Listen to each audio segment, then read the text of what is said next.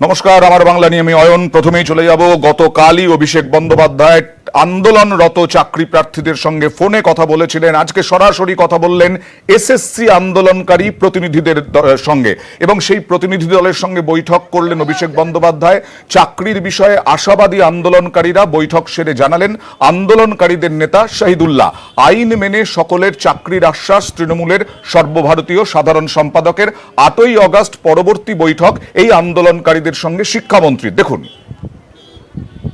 ওনারা চেষ্টা করবেন 100% ক্যান্ডিডেট যাতে নিয়োগ পান, সেই ব্যাপারে উনি অত্যন্ত মানবিক এবং আমাদের প্রতি সহানুভূতিশীল। 9-12 মেধা তালিকাভুক্ত ফার্স্ট এসএলএসটি 2016 সালে যে মেধা তালিকা বঞ্চিত যারা প্রার্থী প্রত্যেকেরই, যত মেধা তালিকা যারা আছে প্রত্যেকেরই নিয়োগ।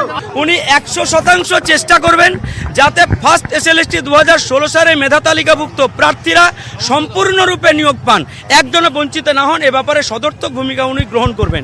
আমরা বৈঠকে অবশ্যই খুশি। আমরা নেক্সট মিটিংয়ে আবার শিক্ষামন্ত্রীর সঙ্গে আমরা আলোচনায় বসবো। সেই আলোচনা 8ই আগস্ট হবে, শিক্ষামন্ত্রী এবং সেখানে চেয়ারম্যান উপস্থিত থাকবেন। আমার সঙ্গে রয়েছেন আইনজীবী এবং সিপিআইএম নেতা বিকাশ রঞ্জন ভট্টাচার্য। বিকাশবাবু, আমি অয়ন রয়েছি আপনার সঙ্গে। আজকে শহীদুল্লাহরা বৈঠক করলেন অভিষেক বন্দ্যোপাধ্যায়ের সঙ্গে এবং তারা খুশি বললেন আপাতত আশ্বাসে। আপনিও আপনার গলায় কালকে আশ্বাস, মানে একটা আশ্বাসের ছোঁয়া ছিল গলার মধ্যে অন্য বিষয়ে নিয়ে। আজকেও কি আপনি আশ্বস্ত হবেন অভিষেক বন্দ্যোপাধ্যায়ের এই গুরুত্বপূর্ণ ভূমিকা নিয়ে? দুর্নীতিগ্রস্ত কেউ যদি কোনো উদ্যোগ নেয় তাতে আশ্বাস আসে না, তাতে বরং সন্দেহের অবতারণা হয় যে আরেকটা দুর্নীতির খেলা খেলতে শুরু করবেন। প্রথম কথা হচ্ছে যে যারা দুর্নীতির মাধ্যমে নিয়োগপত্র পেয়েছেন তাদের যতক্ষণ না বহিষ্কার করা হচ্ছে ততক্ষণ কোথায় নিয়োগ করবেন? পদ কোথায়? শূন্য পদ তো নেই। যাদের মেধাভিত্তিক নিয়োগ হবে, মেধাভিত্তিক নিয়োগ করতে গেলে মেধার বাইরে যারা নিযুক্ত হয়েছেন তাদের তাড়াতে হবে। সে ক্ষমতাটা আছে নাকি? না, মুখ্য সচিব কোর্টে জানিয়েছিলেন 18,000 চাকরি এখনো আছে, কিন্তু তারা দিতে পারছেন না। হাইকোর্টে মামলা চলছে। 18,000 চাকরি কোথায় বাধা আছে? এবং 18,000 চাকরির যে বিশ্লেষণ তারা দিয়েছেন আমি আদালতে দেখিয়ে দেবো এর মধ্যে কত গোজামিল আছে। ইতিপূর্বে সুপ্রিম কোর্টে তারা একবার বলেছিলেন যে আমাদের 32,000 পদ খালি আছে, কিন্তু সেখানে নিয়োগ করেছিলেন মাত্র 22-23,000। সেখানে সুপ্রিম কোর্টে তাদের বক্তব্য ছিল যে আমরা পদ খালি থাকলে নিয়োগ করতে হবে, এই কথা কোথায় আইনে আছে। এই কয়েকদিন আগে এই মামলা সুপ্রিম কোর্টে হলো। সুতরাং এই সমস্ত ধাপ্পা দিয়ে এই ছেলেগুলোকে আবার প্রতারিত করছেন। প্রতারকদের চরিত্র তো একদিনে পাল্টে যায় না। আচ্ছা বিকাশবাবু, আরেকটা প্রশ্ন, যে এখন এই মুহূর্তে অভিষেক বন্দ্যোপাধ্যায়ের অফিসের সামনে একটু দূরে টেট চাকরি প্রার্থীরা তারা বিক্ষোভ দেখাচ্ছেন। কারণ হচ্ছে এসএসসি চাকরি প্রার্থীরা এসএলএসটি চাকরি প্রার্থীদের সঙ্গে দেখা করলেন, টেট চাকরি প্রার্থীদের সঙ্গেও দেখা করতে হবে। এই বিক্ষোভ শুরু হয়েছে এখন, কি বলবেন? তো আপনি যদি একবার বেআইনি কাজ করেন, দুর্নীতির পথে যান, তখন তার তো অনেক রকম বহিঃপ্রকাশ হবে। আজকে যখন ধরা পড়ে গেছেন এই লক্ষ লক্ষ কোটি কোটি টাকা তারা তুলেছেন, তখন এই সমস্ত করে আরেকটা ভাওতাবাজি দিয়ে আর যাই হোক কিছু লোককে হয়তো সাময়িক বোকা বানানো যাবে, কিন্তু সবাইকে যাবে না। যারা চাকরি প্রার্থী তারা আশায় আছেন, ভরসায় আছেন, ভালো কথা থাকুন, কিন্তু তাদের একমাত্র ভরসা হচ্ছে নিরন্তর সংগ্রাম এবং নিয়ম নীতি মেনে নিয়োগ। এই দাবির ভিত্তিতেই লড়াইটা তাদের হওয়া উচিত এবং সেটা তারা করবেন আমার বিশ্বাস। ধন্যবাদ। শুভেন্দু অধিকারী বিরোধী দলনেতা আজকে এসএসসি আন্দোলনকারীদের সঙ্গে অভিষেক বন্দ্যোপাধ্যায়ের বৈঠককে কটাক্ষ করলেন এবং তিনি বললেন এটা হতে পারে না, এই বৈঠকটাই বেআইনি। পশ্চিমবঙ্গে ঘুষ দিয়ে আর তৃণমূল করলে যে চাকরি পাওয়া যায়, আজকের এই মিটিংটা তার আরেকটা প্রমাণ। হাইকোর্টে মামলা বিচারাধীন থাকাকালীন, ইডি সিবিআইর ইনভেস্টিগেশন চলাকালীন এই ধরনের প্রভাবশালী সাংসদ যিনি মুখ্যমন্ত্রীর নিকট আত্মীয়, তার এইভাবে বসা, এটা সরাসরি হাইকোর্টের কাজে এবং তদন্তের কাজে হস্তক্ষেপ বলে মনে করি। শিক্ষামন্ত্রীর সঙ্গে বৈঠক করবেন এরপরে 8 আগস্ট, জানালেন আন্দোলনকারীদের নেতা শহীদুল্লাহ। তারা খুশি, কিন্তু শুভেন্দু অধিকারী বলছেন রাজ্য সরকারের কোনো অধিকারই নেই, অভিষেক বন্দ্যোপাধ্যায়ের কোনো অধিকারই নেই এই বৈঠক করার, কারণ হাইকোর্টে একের পর এক মামলা চলছে। হাইকোর্টে একের পর এক মামলা চলছে এবং তাতে এখন পার্থ চট্টোপাধ্যায় গ্রেফতার হয়ে গেছেন, আর সেই কারণে এই মুহূর্তে দাঁড়িয়ে বিকাশ রঞ্জন ভট্টাচার্য বললেন কোন রকম প্রতারকদের সঙ্গে কোন রকম আলোচনা হয় না, প্রতারকদের কোনো আশ্বাসে আশ্বস্ত হওয়া যায় না। কথা বলবো, আমাদের সঙ্গে রয়েছেন তৃণমূল সাংসদ ডক্টর শান্তনু সেন। ডক্টর সেন, এই মুহূর্তে যেটা বলা হলো, বিকাশ রঞ্জন ভট্টাচার্য বললেন প্রতারকদের সঙ্গে কখনো আলোচনা হয় না, তাদের আশ্বাসে আশ্বস্ত হওয়া যায় না, আর শুভেন্দু অধিকারী বলছেন হাইকোর্টে মামলা চলছে, এটা সম্পূর্ণ বেআইনি, এটা অধিকারই নেই এই বৈঠক করার। কি বলবেন? আসলে বাংলার তৃণমূল কংগ্রেস সরকারের সাথে অন্য সরকারের একটা মৌলিক পার্থক্য রয়েছে। বাংলার তৃণমূল কংগ্রেসের সরকার জনদরদী সরকার। তাই আমরা দেখেছি ত্রিপুরায় 10,333 চাকরি প্রার্থী যখন রাস্তায় বসে অবস্থান করেন তখন পুলিশ লাঠিচার্জ করে বেধড়ক মারতে মারতে তাদেরকে সরিয়ে দেয়। আর বাংলায় মমতা বন্দ্যোপাধ্যায় মেধার ভিত্তিতে যাতে একজনও প্রতারিত না হন তার জন্য ক্যাবিনেট করে নতুন পদ সৃষ্টি করেন এবং তিনি সদা সচেষ্ট থাকেন যাতে সবাই চাকরি পায়। মাথায় রাখতে হবে যে বাংলায় আজকে মানুষ যে 40 বছর অব্দি চাকরিতে জয়েন করার সুযোগ পেয়েছে, তাই 32 বছর থেকে 40 বছর এবং শিডিউল কাস্ট শিডিউল ট্রাইবসদের জন্য আরো বেশি এই বয়সের ঊর্ধ্বসীমাটা বাড়িয়ে দেওয়াটা কিন্তু মুখ্যমন্ত্রী মমতা বন্দ্যোপাধ্যায় সরকারই করেছে। একটা সমস্যার সমাধান করার জন্য সবসময় তৃণমূল কংগ্রেস দলগতভাবে এবং তৃণমূল কংগ্রেস পরিচালিত সরকার সবসময় মানবিক দিক থেকে এগিয়ে যায়। এটাই ওদের গাত্রদাহের কারণ এবং এটাই তৃণমূল কংগ্রেসের স্বতন্ত্রতা। ধন্যবাদ। আর আজকে পার্থ চট্টোপাধ্যায়ের ছবি আপনাদের দেখাবো। পার্থ চট্টোপাধ্যায়ের মুখে এবার ষড়যন্ত্রের তত্ত্ব। পার্থর দাবি তিনি ষড়যন্ত্রের শিকার। দেখুন।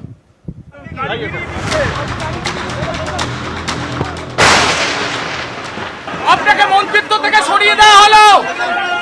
পার্থদা আপনি ষড়যন্ত্রের শিকার। পার্থদা আপনি ষড়যন্ত্রের শিকার। গত শুক্রবার ভোরে তার বাড়িতে পৌঁছয় ইডি। শনিবার নিয়োগ দুর্নীতি মামলায় তাকে গ্রেফতার করা হয়। এর সপ্তাহখানেকের মাথায় পার্থ চট্টোপাধ্যায় শুক্রবার দাবি করলেন তিনি ষড়যন্ত্রের শিকার।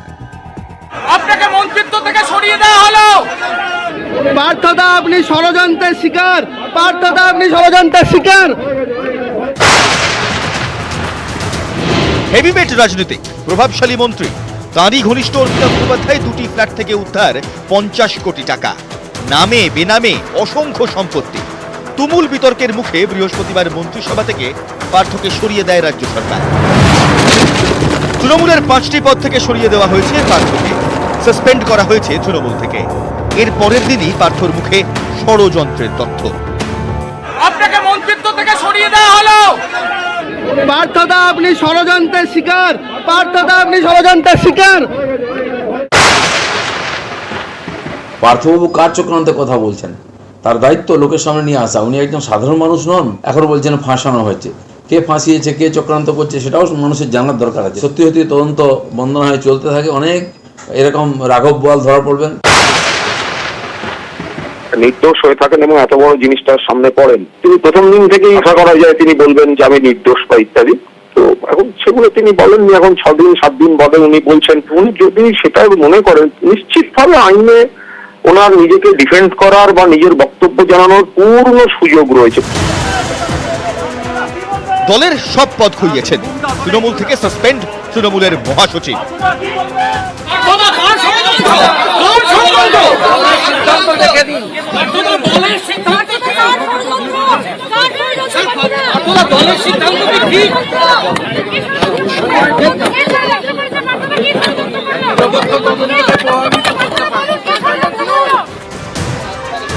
জোকার ইএসআই হাসপাতাল থেকে বেরোনোর সময়ও ষড়যন্ত্রের তথ্য নিয়ে মুখ খোলেন পার্থ চট্টোপাধ্যায়।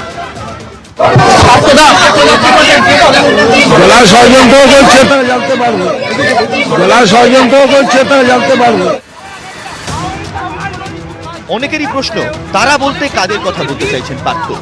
তারা কি রাজনৈতিক নেতা? তারা কি প্রভাবশালী? তারা জানবেনই বা কিভাবে? তবে কি তাদের নাম ইডির কাছে বলেছেন পার্থ? এবার কি ইডির নজরে তারাও?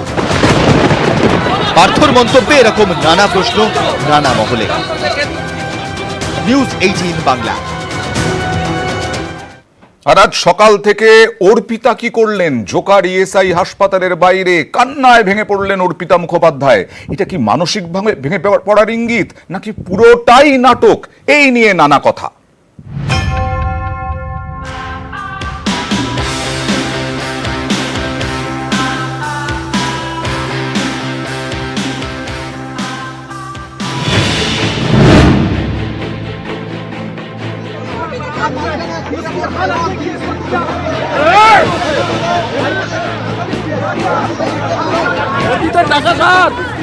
অর্পিতা, অর্পিতা কি বলবে?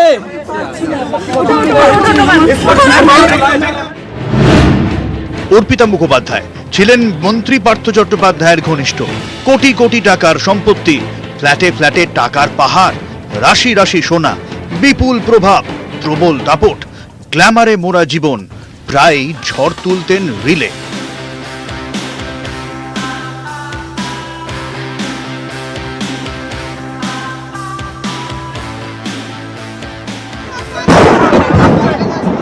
হঠাৎই ছন্দপতন। শুক্রবার অর্পিতা ভেঙে পড়লেন কান্নায় জোকা ইএসআই হাসপাতালের বাইরে। হাসপাতালে ঢোকার সময় হাউ হাউ করে কান্না। হাসপাতাল থেকে বেরোনোর সময়ও কান্না। অর্পিতা, অর্পিতা কি বলবে?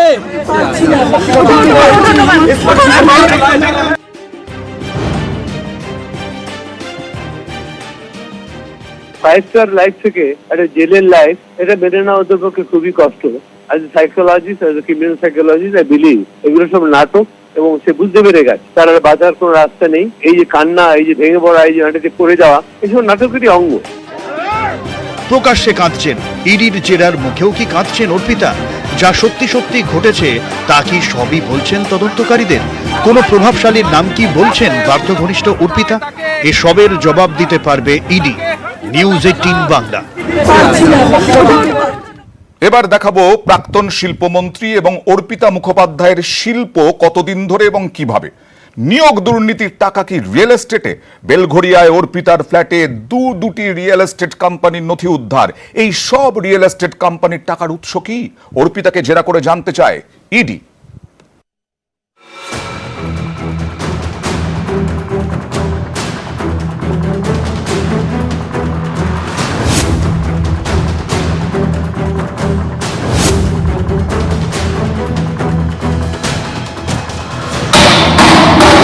অর্পিতার একাধিক ফ্ল্যাট থেকে উদ্ধার হয়েছে কোটি কোটি টাকা।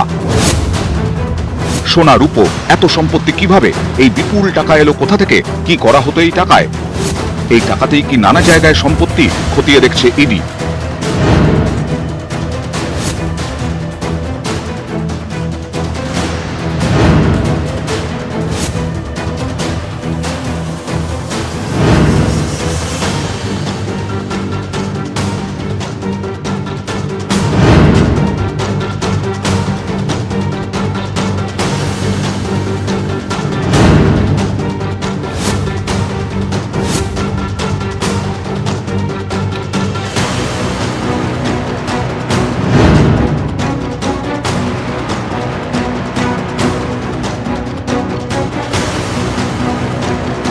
কলকাতা থেকে জেলা, সম্পত্তির পর সম্পত্তি। অর্পিতাকে জেরা করে বেরিয়েছে আরো চাঞ্চল্যকর তথ্য। তাঁর ও পার্থর যৌথ অস্থাবর সম্পত্তি রয়েছে বলে দাবি করেছেন অর্পিতা। রয়েছে 12 থেকে 15টি ফ্ল্যাট। এত ফ্ল্যাট কেনার টাকা কিভাবে পেলেন? অর্পিতার থেকে জানতে চাইছে ইডি। ইডির তদন্তকারী অফিসাররা জানাচ্ছে অর্পিতাকে জেরা করে মিলেছে একাধিক নয়া তথ্য। অর্পিতা দাবি করেছে অর্পিতা এবং পার্থ চট্টোপাধ্যায়ের দুজনেরই এলআইসি অ্যাকাউন্ট রয়েছে, যেখানে অর্পিতা কখনো পার্থ চট্টোপাধ্যায় নমিনি, কখনো পার্থ চট্টোপাধ্যায়ের যে অ্যাকাউন্ট সেই এলআইসির নমিনি হলো অর্পিতা। এসবের পাশাপাশি ইডির হাতে এসেছে দুটি রিয়েল এস্টেট কোম্পানির নথিও। বেলঘড়িয়ায় অর্পিতার যে ফ্ল্যাট থেকে 28 কোটি টাকা উদ্ধার হয়েছে, সেখান থেকেই ওই দুটি রিয়েল এস্টেট কোম্পানির নথিও উদ্ধার করেছেন ইডির আধিকারিকরা। সূত্রের খবর, রিয়েল এস্টেট সংস্থা দুটির ঠিকানা হিসেবে নথিভুক্ত রয়েছে অর্পিতার বেলঘড়িয়ার ফ্ল্যাটের ঠিকানা। রিয়েল এস্টেট কোম্পানি দুটি কি নিজেই চালাতেন অর্পিতা? রিয়েল এস্টেট কোম্পানির দুটির টাকার উৎস কি? তদন্তকারীদের ধারণা, বিভিন্ন সূত্র থেকে যে টাকা আসতো তা রিয়েল এস্টেটেও বিনিয়োগ করা হয়েছে। তাহলে কি নিয়োগ দুর্নীতির টাকা রিয়েল এস্টেটের ব্যবসায়? অর্পিতাকে জেরা করে উত্তর খুঁজছে কেন্দ্রীয় তদন্তকারী সংস্থা। অনেকেরই প্রশ্ন, নানা জায়গায় সম্পত্তি কেনার পরেও কিভাবে অর্পিতার ফ্ল্যাটে টাকার পাহাড়? তাহলে ঠিক কত টাকার দুর্নীতি হয়েছে? কত বড় দুর্নীতি? উদ্ধার হওয়া টাকা কি শুধুই নিয়োগ দুর্নীতির, নাকি আরো নানা দুর্নীতির টাকা মিলেই টাকার পাহাড়? এটাও খতিয়ে দেখছে ইডি। নিউজ 18 বাংলা।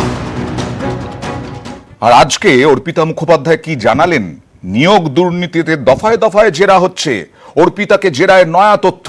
টালিগঞ্জ, বেলঘড়িয়ায় যে ঘরগুলি থেকে বিপুল টাকা উদ্ধার, সেই সব ঘরের চাবি থাকতো পার্থ চট্টোপাধ্যায়ের কর্মীদের কাছে। জেরায় দাবি পার্থ ঘনিষ্ঠ এই অর্পিতা মুখোপাধ্যায়ের।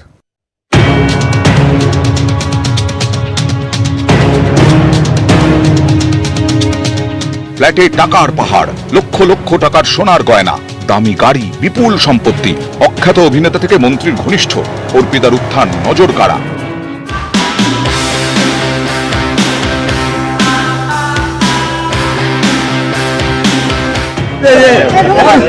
এই অর্পিতারই এখন চোখে জল।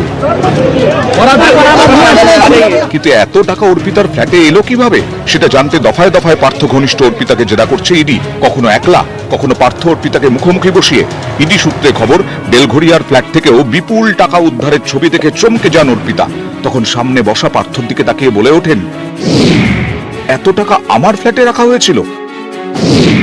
বিশ্বাস করুন, এত টাকার কথা আমি জানতাম না। বারবার দাবি করছেন ফ্ল্যাটে কত টাকা ছিল তিনি জানতেন না। অর্পিতার বক্তব্য, পার্থ চট্টোপাধ্যায়ের কর্মীরা বেলঘড়িয়ায় ফ্ল্যাটে টাকা রেখে আসতেন। কখনো কখনো পার্থও যেতেন। যে ঘরে টাকা রাখা হতো সেখানে তাকে ঢুকতে দেওয়া হতো না। জেরার মুখে টাকার পাহাড়ের দায় কি এখন পার্থর দিকে ঠেলতে চাইছেন অর্পিতা? সূত্রের খবর, জেরায় পার্থ ঘনিষ্ঠ অর্পিতা এও বলেছেন, টালিগঞ্জ এবং বেলঘড়িয়ার ফ্ল্যাটের যেসব ঘর থেকে টাকা উদ্ধার হয়েছে সেই সব ঘরের চাবি তার কাছে থাকতো না, থাকতো পার্থ চট্টোপাধ্যায়ের কর্মীদের কাছে। কিন্তু অর্পিতা কি এসব সত্যি বলছেন, নাকি নিজের পিঠ বাঁচানোর চেষ্টা করছেন? সব দিকে খতিয়ে দেখছে ইডি। পার্থ এবং তার ঘনিষ্ঠ অর্পিতাকে মুখোমুখি বসিয়ে জেরা করে এই সব প্রশ্নের উত্তর পেতে চাইছেন কেন্দ্রীয় গোয়েন্দারা। নিউজ 18 বাংলা। আর জেলায় জেলায় পার্থ ঘনিষ্ঠদের কি অবস্থা দেখুন। পার্থ মানিকের নাম করে চাকরির প্রতিশ্রুতি, লক্ষ লক্ষ টাকা আত্মসাতের অভিযোগ। অভিযোগের আঙুল কাঁথির নেতার দিকেও। টাকা ফেরতের দাবিতে সরব প্রতারিতরা। মহিষাদল, ভগবানপুরে টাকা ফেরতের প্রতিশ্রুতি দেখুন।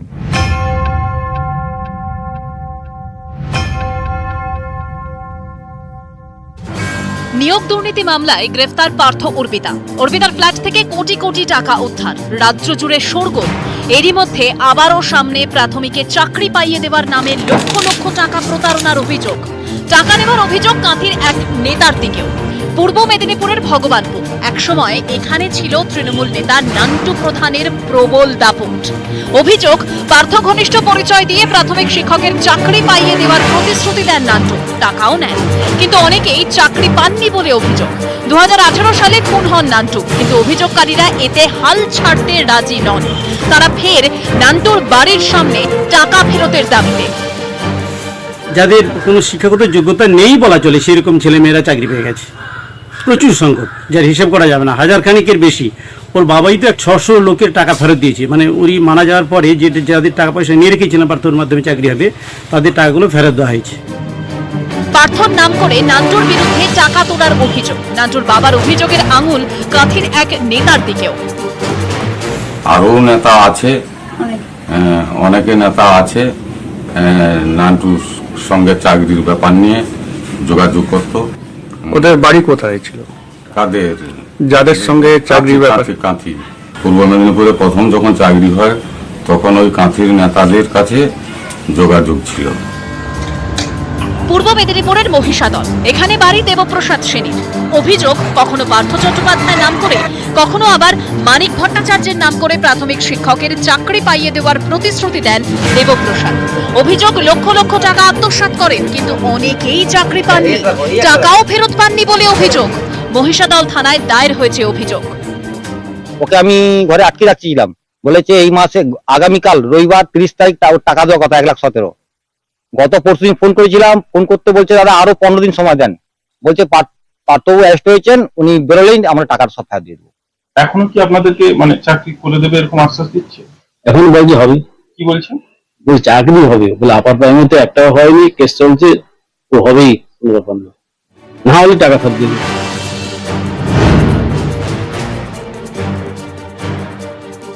থানায় বসার পরেও টাকা ফেরত নেওয়ার পরে আবার চাকরির জন্য আসছে। আগে কি এরকম আপনি অন্যদের চাকরি করে দিয়েছেন? হ্যাঁ, করে দিচ্ছি। কতজন? প্রায় 20-25 জন। তারা এখন চাকরি করছে? হ্যাঁ, কোথায়? এই যা ডিস্ট্রিক্টে করতেছি, প্রাইমারি না প্রাইমারি। পাঁশকুড়া থেকে কোলাঘাট, মহিষাদল থেকে ভগবানপুর, পূর্ব মেদিনীপুরের জায়গায় জায়গায় এভাবেই প্রতারিতরা কিন্তু তাদের টাকা ফেরত চেয়ে পুলিশের দ্বারস্থ হচ্ছেন। ক্যামেরায় সন্দীপ গুড়িয়া এবং সমীর মাইতির সঙ্গে সুজিত ভৌমিক, নিউজ 18 বাংলা। এবারে মেমারির খবর দেখাবো। দলের নাম করে তোলাবাজির অভিযোগ মেমারি 1 ব্লকের তৃণমূল নেতার বিরুদ্ধে। কথা বলবো, আমাদের সঙ্গে রয়েছেন আমার প্রতিনিধি শরদিন্দু ঘোষ। শরদিন্দু, কি অভিযোগ এবং কোন স্তরের তৃণমূল নেতা? এখন মেমারি 1 নম্বর ব্লকে তৃণমূল কংগ্রেসের সহ সভাপতি সন্দীপ পরামানিক, তার বিরুদ্ধে এই অভিযোগ উঠেছে। মেমারি থানায় লিখিত অভিযোগ দায়ের হয়েছে। অভিযোগ দায়ের করেছেন মেমারি 1 নম্বর ব্লকের গোপগঞ্জা 2 গ্রাম পঞ্চায়েতের রাধাকান্তপুরের বাসিন্দা সত্যব্রত হাজরা। তিনি একটি জায়গায় একটি গ্যারাজ ঘর তৈরি করেছিলেন। তার অভিযোগ যে এই গ্যারেজ ঘর করার জন্য 1 লক্ষ টাকা দিতে হবে, এমনটা দাবি করে ওই তৃণমূল নেতা সন্দীপ পরামানিক, এবং টাকা না দিলে গ্যারেজ ঘর বন্ধ করে দেওয়া হবে এমন হুমকিও দেওয়া হয়। এবং এর 2 দিন পর পঞ্চায়েত থেকে তাকে এই কাজ করতে নিষেধ করা হয়। কিন্তু পঞ্চায়েত কর্তৃপক্ষের বক্তব্য যে ওই ব্যক্তি কোনো অনুমতি না নিয়েই এই গ্যারেজ ঘর তৈরি করছিলেন এবং ওই জায়গা ডোবা, তাই সেখানে ডোবা হিসেবে চিহ্নিত আছে, সেখানে এই ধরনের নির্মাণ হওয়া বেআইনি। এবং যার বিরুদ্ধে অভিযোগ উঠেছে সেই সন্দীপ পরামানিকও বলছেন সেই অভিযোগ সম্পূর্ণ ভিত্তিহীন। তিনি বেআইনি ভাবে বাড়ি করছিলেন, তাই এলাকার বাসিন্দারা বাধা দিয়েছে, সে কারণেই সেই আক্রোশেই তিনি অভিযোগ করছেন। ধন্যবাদ। গত 20 তারিখে আমাকে সন্দীপ পরামানিক বাড়িতে ফোন করে ডাকে, মধুসূদন ভট্টাচার্যের ঘনিষ্ঠ। তো উনি আমাকে বাড়িতে ডেকে বলেন যে আপনার জমিটা ডোবা রেকর্ড আছে, ওই জমিতে কিন্তু আপনার এই কনস্ট্রাকশন করা যাবে না। তো আমি সঙ্গে সঙ্গেই বলি যে আমার জমিতে এতেই তো 3টে বাড়ি আছে অনেক আগে থেকে, তো আমারটা বেলা আপত্তি। তখন বলল যে ঠিক আছে, তোমার বাড়িটাও হবে, তাহলে তোমাকে পার্টিতে 1 লক্ষ টাকা আমাদের দিতে হবে। তুমি বোর্ড মিটিং এ ওগুলো দেখে দেখলাম যে ডোবা আছে, তার জন্য অবজেকশন দেওয়া হয়েছে। অনুমতি দেওয়াই হয়নি, ওটা মানি রসিদ একটা কাটা হয়, সেই রসিদটা মনে করছেন উনি যে পারমিশন দিয়ে দিয়েছেন, ওটা কিন্তু আদৌ পারমিশন পেপার নয়। এলাকাবাসী আমাকে জানালো যে উনি পারমিশন ছাড়াই কনস্ট্রাকশন করছেন, তখন আমরা আবার চিঠি পাঠিয়ে তাকে বন্ধ করতে বলেছি। পারমিশন আদৌ নিয়ে করেছেন কিনা সেসব আমি জানি না। আমার সময় এখন আমার এটা এসেছে, আমি ওটা লিগালি দেখে তারপর তো কাজটা করাবো। আমার বাংলার সব শেষে এবার দেখাবো চা বাগানের শ্রমিকদের একাংশের সুখবর। রাজ্য সরকারের উদ্যোগে 10 বছর পর খুলছে ডুয়ার্সের রেড ব্যাংক চা বাগান। খুলে যাচ্ছে আরও 2টি চা বাগান। বৃহস্পতিবার শিলিগুড়ির দাগাপুর শ্রম আধিকারিকের দফতরের ত্রিপাক্ষিক বৈঠকে বাগান খোলার সিদ্ধান্ত।